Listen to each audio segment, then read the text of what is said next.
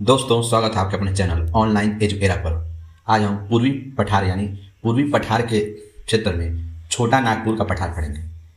तो छोटा नागपुर का पठार पढ़ने से पहले हम इसका लोकेशन देखेंगे। ये छोटा नागपुर का पठार भारत के किस राज्य में है और किन किन क्षेत्रों से जुड़ा हुआ है। तो इसका विस्तार यानी फैलाव छोटा नागपुर के पठार का, यह झारखंड में है। उसके बाद ये पूरा झारखंड में दिखाई देगा छोटा नागपुर का पठार।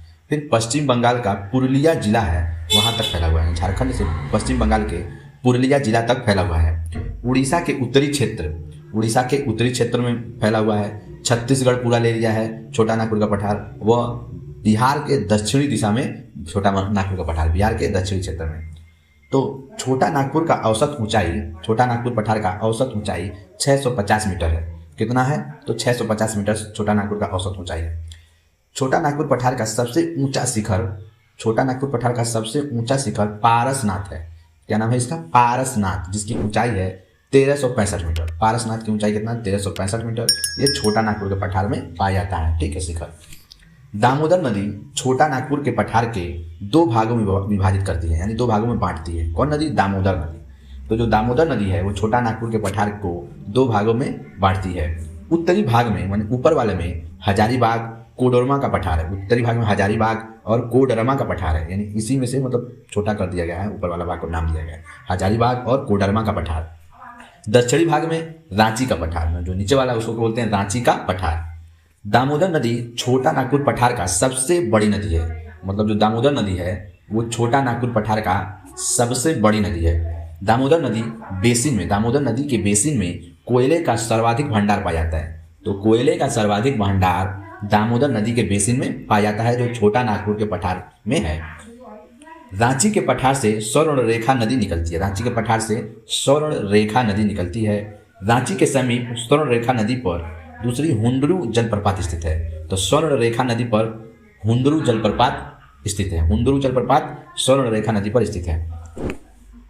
छोटा नागपुर का पठार यह ग्रेनाइट चट्टानों से निर्मित उच्च स्थलाकृति यानी जो द्वीप रूपी स्थलाकृति होती है, उच्च स्थलाकृति यानी जो द्वीप रूपी स्थलाकृति है, तो यह ग्रेनाइट चट्टानों से निर्मित उच्च स्थलाकृति भूमि को पाटलैंड कहते हैं। हजारीबाग पठार में आर्कियन यानी अग्नय ग्रेनाइट नीस चट्टानों पाई जाती हैं। हजारीबाग पठार में आर्कियन क्रम के जो होते हैं चट्टान, अग्नय ग्रेनाइट नीस चट्टानें पाई जाती हैं। पलामू क्षेत्र में विंध्य चट्टानें पाई जाती हैं। पलामू का जो क्षेत्र है वहाँ पे उसको विंध्य चट्टान में पाई जाती है। पलामू क्षेत्र में कौन सी चट्टान? विंध्यन चट्टानें पाई जाती हैं। और सिंह भूमि में धारवाड़ क्रम की चट्टानें पाई जाती हैं। तो ये जो धारवाड़ की क्रम की चट्टानें, विंध्यन क्रम की चट्टानें, आर्कियन क्रम की चट्टानें, इसके बारे में हम एक अलग वीडियो बनाकर आप लोग को समझा देंगे कि ये क्या होती है। तो मैप बनाते हैं अपने हाथों से इस पे, और इसको बनाने पे सबसे पहले हम बना लेते हैं। तो सबसे ऊपर में हम लिखेंगे कोनार, बोकारो, बराकर नदी। कोनार नदी, बोकारो नदी, बराकर नदी, ये निकल के नीचे आती हैं। और नीचे आती हैं तो ये दामोदर नदी में मिलती हैं, जो कि छोटा नागपुर पठार को दो भागों में विभाजित करता है। तो ऊपर से आती है कोनार, बोकारो, बराकर, और दामोदर नदी में मिल जाती हैं। और दामोदर नदी के जो बेसिन में कोयला पाया जाता है, ये गुंडवाना क्रम के चट्टानें यहाँ पे मिलती हैं। और इसकी इधर साइड में ये मतलब ऊपर जाएंगे तो यहाँ पे महानदी यहाँ से निकलती है, जो सिहावा पहाड़ी से निकलती है। महानदी कहाँ से निकलती है? सिहावा पहाड़ी से निकलती है, और ये नीचे के साइड से निकल के इधर आ जाती है, कट जाती है। ठीक है, तो दामोदर नदी छोटा नागपुर पठार से ही निकलता है। जो दामोदर नदी है छोटा नागपुर पठार यहीं से ये बन के निकलता है, और बंगाल में ये अपना दहशत फैलाते हुए बंगाल के खाड़ी में निकल जाता है, गिर जाता है। तो ये दामोदर नदी को बंगाल का शोक कहा जाता है, और दामोदर नदी को ही बंगाल का वरदान भी कहा जाता है। तो दामोदर नदी को बंगाल का शोक, अब दामोदर नदी को बंगाल का वरदान भी कहा जाता है। और यहाँ से नीचे से एक नदी निकलती है जिसको बोलते हैं स्वर्ण रेखा नदी। और स्वर्ण रेखा नदी यहाँ पे जो निचले साइड में लो आयस का भरमाल मिलता है, यहाँ पे लो आयस का भरमाल मिलता है। और इसके बगल में एक और नदी निकलती है जिसका नाम है वैष्णवी नदी यहाँ से निकलती है। तो ये मोटा मोटी हमने हम लोग को समझा दिया। तो छोटा नागपुर के पठार को भारत का रूर कहा जाता है। छोटा नागपुर के पठार को क्या कहा जाता है? भारत का रूर। यानी क्वेश्चन पूछ ले, भारत का रूर किसे कहा जाता है? तो छोटा नागपुर पठार को भारत का रूर छोटा नागपुर पठार को कहा जाता है।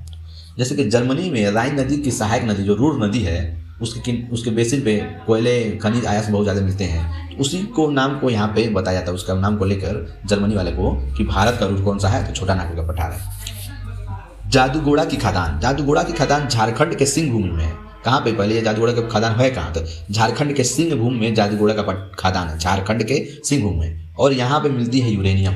क्या मिलती है? यूरेनियम, जो सबसे महंगा है। पूरी दुनिया इसी की खोज में लगी रहती है। किसके में? यूरेनियम की। उसके नीचे आइए तो हजारीबाग का खदान। यहाँ पे माइका, भारत का 70% माइका निकाला जाता है। भारत का 70% माइका यहीं से निकलता है, हजारीबाग की खदान से। क्या निकलता है? तो माइका।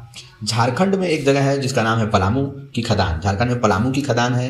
यहाँ से निकलता है संगमरमर, बलुआ पत्थर, क्योंकि ये विंध्य कर्म की चट्टान है। यहाँ पे पलामू में कौन सी चट्टान? विंध्य कर्म की चट्टान है पलामू में। तो पलामू की खदान संगमरमर, बलुआ पत्थर, चूना पत्थर, ये सब निकलता है। ये पलामू है कहाँ? तो झारखंड में है। उसके बाद आता है सिंह भूमि की खदान। तो सिंह भूमि की खदान लौह अयस्क के लिए प्रख्यात है। सिंह भूमि की खदान किसके लिए? लौह अयस्क के लिए प्रख्यात है। और उड़ीसा जो मयूरभंज क्योंझर, उड़ीसा में 2 जगह है, मयूरभंज क्योंझर। मयूरभंज क्योंझर जो उड़ीसा में, ये भी लौह अयस्क के लिए प्रख्यात है। तो सिंह भूमि जो है वो लौह अयस्क के लिए प्रख्यात है, और मयूरभंज भी है, लौह अयस्क के लिए ही प्रख्यात है। तो उसके बाद दामोदर नदी बेसिन में, दामोदर नदी के बेसिन में कोयला पाया जाता है, ये आपको बता ही दिया है। तो राजमहल रानीगंज कलकत्ता में है। राजमहल रानीगंज कलकत्ता में, धनबाद, झरिया, बोकारो, कोयला, ये सब इन्हीं क्षेत्रों में पाए जाते हैं। तो छोटा नागपुर के पठार में। तो इसको आप लोग लाइक करिए और सब्सक्राइब करना ना भूलिए, और लाइक करके 2-4 दोस्तों को भी शेयर करिए। Thank you very much.